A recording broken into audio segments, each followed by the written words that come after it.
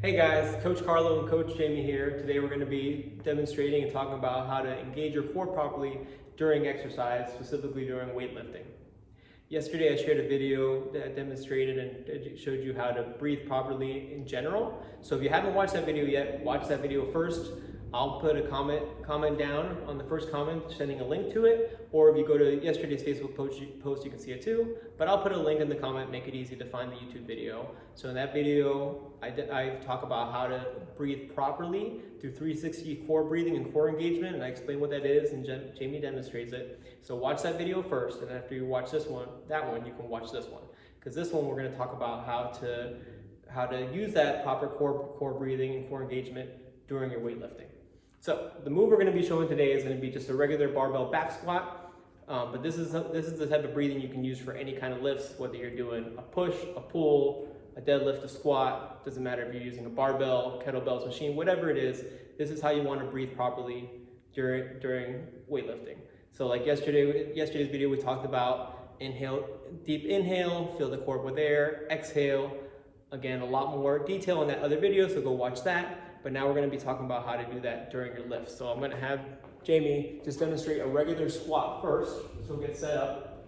So when you're doing just a regular lift for reps, doing 8 to 10 reps, 6 to 8, 10 to 12, whatever it is, a sub-maximal lift, what you want to do is just breathe steady through your breathing. So during the eccentric portion, or the negative portion, which in this case would be the lowering portion, that's where you want to inhale.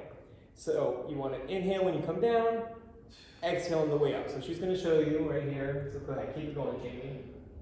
Yep, that's all she's doing. The entire time she's going down, the eccentric, the negative portion, she's inhaling, and then the entire time she's coming up, she's exhaling.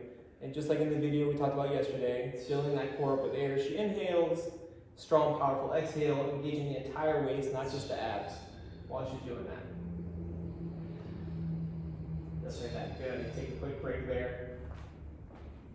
So just like she said, so deep inhale on the way down, exhale on the way up. This is going to allow you not only to get the muscles that your oxygen need to do the lift, but allow your entire waist, not just your abs, but your entire core and your waist to engage, to give you a stronger core, a stronger lift, and keep your spine safe the entire time during the lift. Again, this works the same for anything you're doing, whether you're doing a bench press, a lat pull down, anything like that. The only difference is you want to think about eccentric, concentric. So the negative, the eccentric in this case, was the lowering portion, which she's inhaling, exhaling on the way up. If you're doing a lat pull down, it's going to be the opposite. This is the eccentric portion, the way up. So you inhale on the way up, exhale on the way down. So just think about that. Inhale down, exhale up. Inhale on the eccentric, on the negative, exhale on the concentric. If you have more questions about eccentric, concentric, drop a comment, contact us, we'll talk to you more about that. So that's how you breathe during just a regular standard lift. Again, when you're going for sub-maximal loads, 6 to 8 reps, 8 to 12, whatever it is, steady rate, steady tempo. Now let's talk about if you're lifting fast. So if you're lifting faster, because you're doing cardio or power work or speed work or whatever it is, you still want to make sure you breathe deep and breathe steady, because again, you want your muscles to get the oxygen they need, you want your core to be engaged, but your muscles are moving fast now, so you can't coordinate that up and down when you're breathing. Still want to get deep breaths, but you want your muscles to move fast. So that's what Jamie's going to demonstrate next. She's going to do 10 squats, which she's going to do them from speed, but listen to her breath. You're still going to see that she's taking deep inhales and strong, slow exhales, and it's not going with the tempo or the pace of her squats. So let's see it. 10. See that? Her squats are fast, but that breath is still slow, it's still deep. She's still getting that oxygen she needs, she's still engaging her core the whole time, even though she's going fast. Good, take your rest, awesome. So same thing, when you're doing any kind of speed work, it doesn't have to be with the barbell, even if you're out there sprinting, if you're doing ball slams, if you're throwing kettlebells around, you still want to breathe, you don't want to hyperventilate, you're running really fast, but you're also, that's not going to do anything. So you're out there running,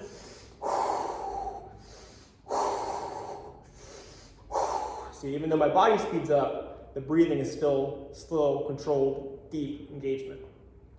So the last one I want to talk about It's not quite as common for everybody, but if you're ever doing a maximal lift, so if you're going for your 1 repetition max or 2 repetition max, the breathing gets a little bit different. Now, when you're doing a 1 repetition max, you want as much intra-abdominal pressure as possible because you want as much support for that spine. When you're putting a lot of weight on your back or wherever, you want as much support as possible. So again, when you're doing this 360 breathing, you're creating intra-abdominal pressure, you're engaging your entire core, which is keeping your spine safe. But when you're talking about max weight, so like for instance, Jamie's super strong, so this was actually a workout, which is just gonna pretend there's 300 pounds in this bar right now. But there's not, because we're just demonstrating. But if she had 300 pounds in this bar right now, she would want slightly more pressure in her core than if she was just doing 8 reps, something like that. So what you do is what's called the Valsalva maneuver. Now, you may have heard of this, you may have not. Some people think the Valsalva maneuver means you're holding your breath, but you're not. If you do the Valsalva maneuver properly, you're still exhaling, but you're not letting that breath out. So by holding your breath, what happens is when you hold your breath, first of all, that CO2 builds up, that's toxic to your body, you gotta let that CO2 out. But also you're not getting that proper blood flow, airflow through your body to let your muscles get the air that they need. And that's why people, if you try to hold your breath during weightlifting or during any kind of exertion, why you might feel lightheaded, dizzy, or even pass out. So do not hold your breath while you're weightlifting. What you're doing though is you're holding that breath in your core so you can build as much intra-abdominal pressure as possible to keep your spine as healthy as possible when you're doing a very heavy maximal lift where you can only get 1 to 2 reps. So what you do is, she'll demonstrate in a second, but I'll talk about it. Before you even lift, once you get set up, first you take that really deep 360 breath, full inhale. Then, throughout your entire lift, you're gonna exhale, but you're not gonna exhale through your mouth. You're breathing into your throat. What that's gonna do is, it's still gonna allow you to exhale, releasing that CO2, and keep the blood flowing and the air flowing through your body, so you don't get dizzy, you don't pass out. But because you're breathing into your throat and not exhaling through your mouth, it's going to keep all that pressure built up in your core, giving your core and your spine as much support as possible during that maximal lift. So you're going to inhale before you even initiate the lift. Throughout the entire lift, down and up, you're going to exhale into your throat though, keeping that air in your body. Then as soon as that lift is done, you let it all out while keeping that core engaged though, so you still keep that good core stability so that barbell doesn't hurt your back. So I'm just going to show you here. Let's just do 2 reps just like you would. So again, we're going to pretend she's got 300 pounds, max reps here. Yeah, you can hear that air hitting her throat but not coming out. See, they let it out, her core's still engaged.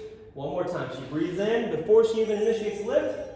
That air right there is hitting that throat, keeping all that pressure. Out, exhale.